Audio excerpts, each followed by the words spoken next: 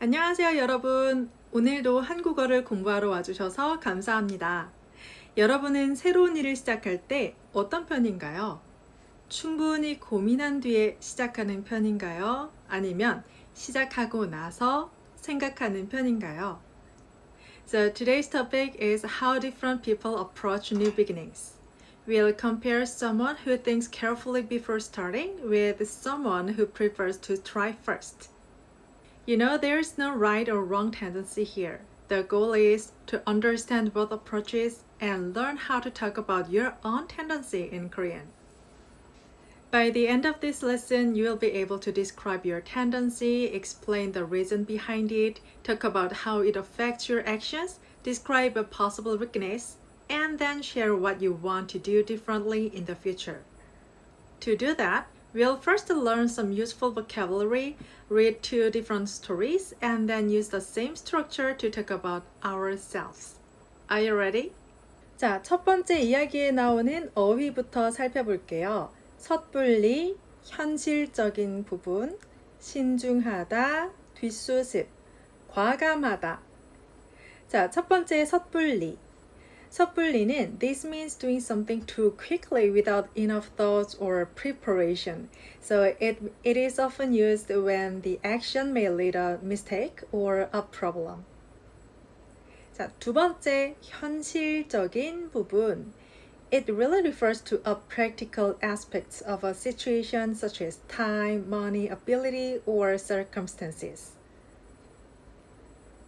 자, 세 번째 신중하다. 신중하다 means to be careful and thoughtful before making a decision or taking action. 네 번째, 뒷수습. 뒷수습, this means dealing with the problem or consequences after something has already happened. And lastly, 과감하다. This word means to be bold and decisive. So it describes someone who is willing to take action without hesitating too much after giving enough thought. 지금 배운 단어들은 새로운 일을 조심스럽게 시작하는 사람을 설명할 때 유용해요. 자, 그럼 A의 이야기를 들어볼 텐데요. Listen once while reading the subtitles, then try listening again without looking at the text. 저는 새로운 일을 시작하기 전에 충분히 고민하는 편이에요. 왜냐하면 시간이나 비용 같은 현실적인 부분을 먼저 확인하고 싶거든요.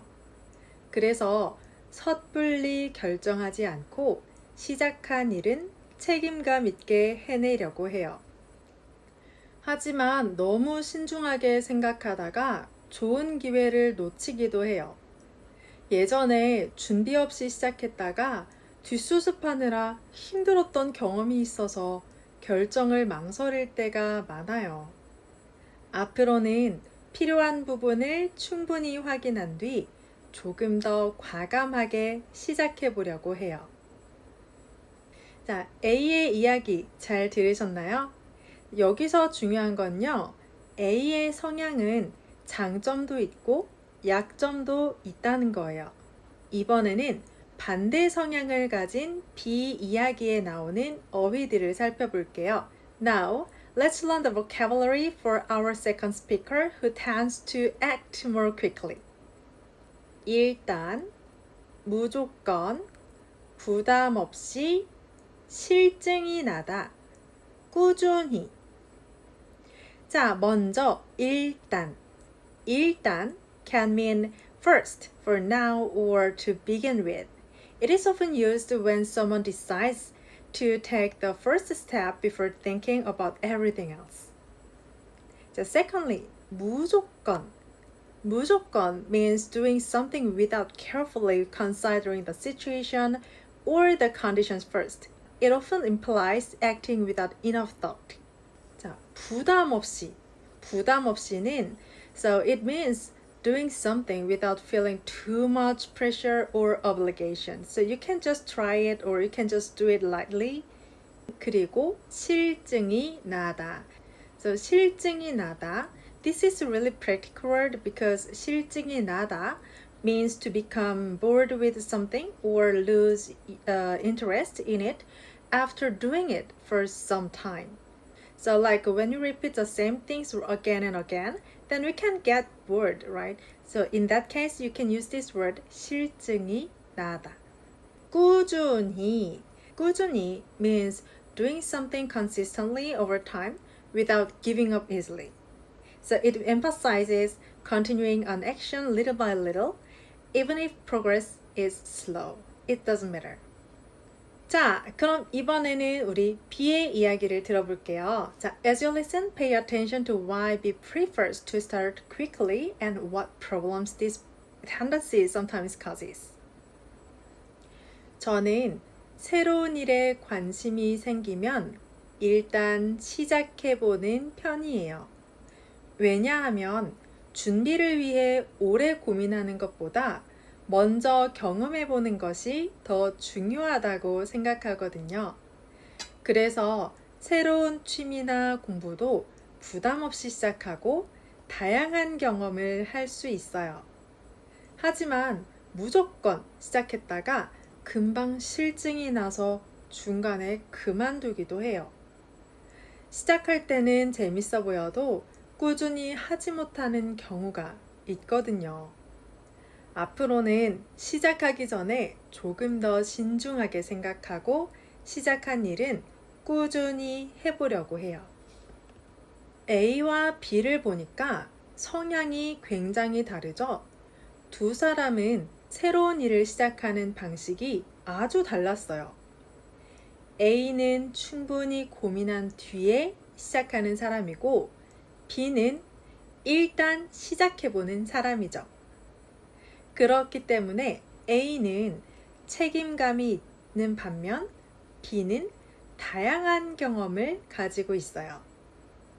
하지만 약점도 있습니다. 첫 번째, A는 좋은 기회를 종종 놓쳐요.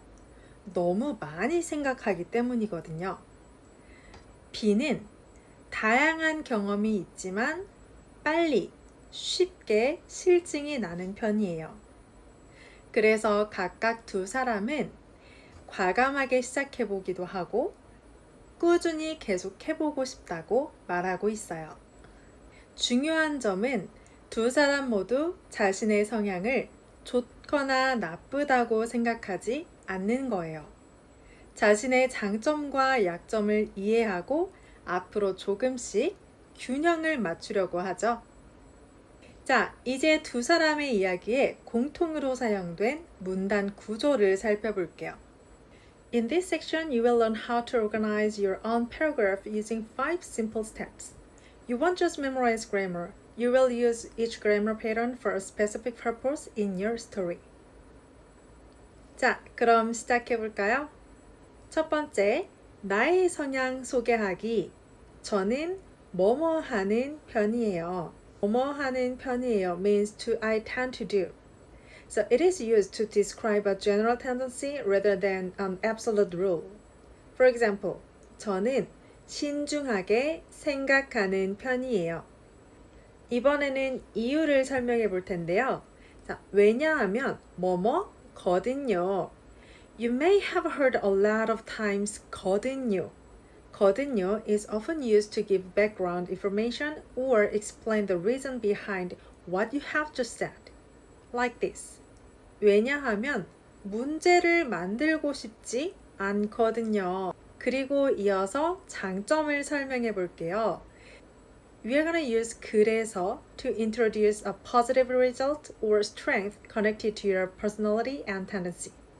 자, 그래서 잘 준비하기 때문에 or 잘 준비해서 실수를 덜 해요. 자, 이어서 그럼에도 불구하고 약점이나 아쉬운 점 있을 수 있겠죠?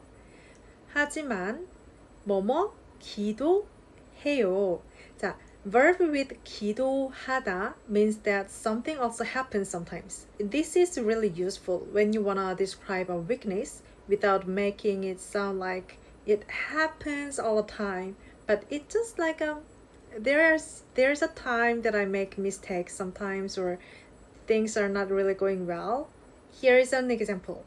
하지만 가끔 좋은 기회를 놓치기도 해요. 자, 이어서 앞으로의 방향도 말해볼게요. 지금은 혹은 앞으로는 뭐뭐 으려고 해요. 자, use 으려고 하다, 으려고 해요 with the verb to express an intention or new direction you wanna take. For example, 지금은 or 앞으로는 조금 더 용기를 가지려고 해요. 자, 여러분은 A와 B 중 누구와 더 비슷한가요? Just leave A or B in the comments. And if there is topic you'd like to talk about in Korean, then feel free to share it too. 오늘 영상이 도움이 되셨다면 좋아요와 구독 부탁드릴게요. 그럼 다음 수업에서 만나요. Thank you so much for studying with me today. I'll see you in the next lesson. Bye!